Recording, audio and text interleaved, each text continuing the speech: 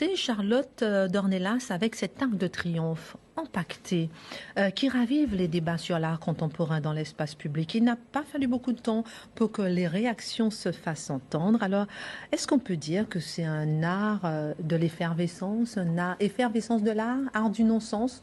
Comment interpréter? Alors déjà, effectivement, depuis, ce qui est sûr, c'est qu'en tout cas, il est éphémère, il est voulu comme tel. Il est empaqueté, cet arc de triomphe, depuis dimanche dernier. Il le sera jusqu'au 3 octobre. Donc, la définition même du terme prouve que, en effet, c'est une œuvre éphémère.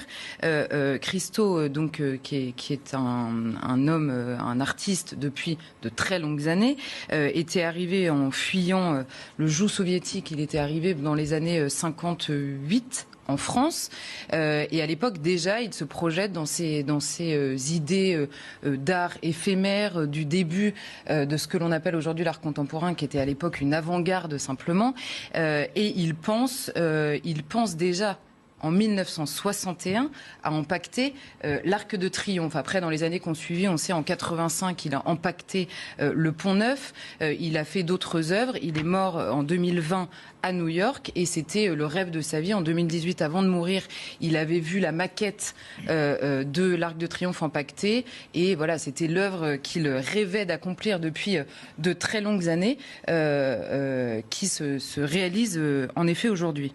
Alors pourquoi c'est